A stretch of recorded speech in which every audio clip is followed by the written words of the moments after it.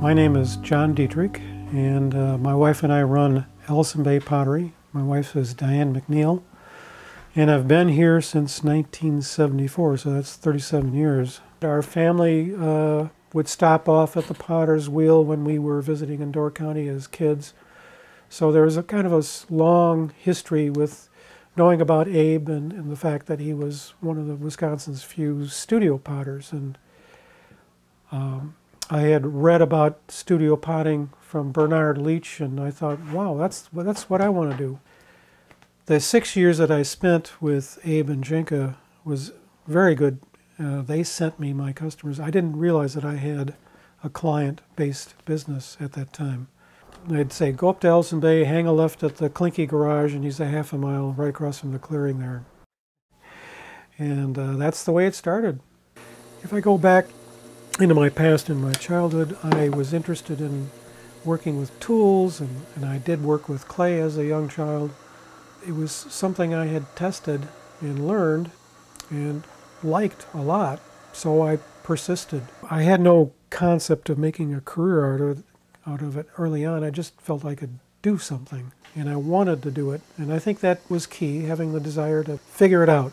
You know, pottery making is a process.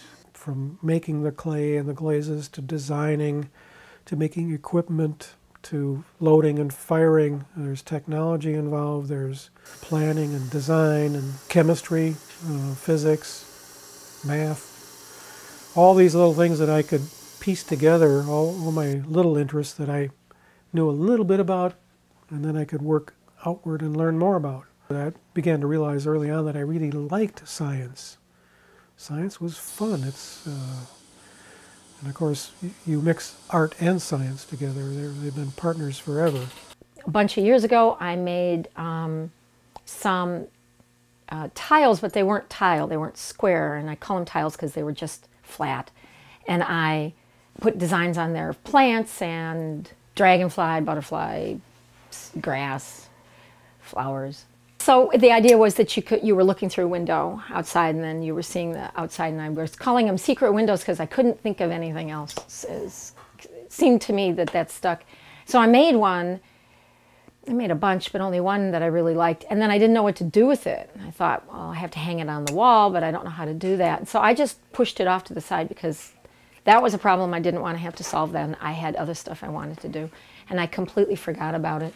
And I pulled it out this summer and put it in the gallery, and it sold in a week, and I was really surprised. When I work a lot in series, I'll see something, and maybe I'll just suddenly change into another shape that was even more interesting. Just the constant flow of work will influence what I'm doing, because you'll go whoops, and then wow, that's interesting. Well, maybe I want to repeat that whoops.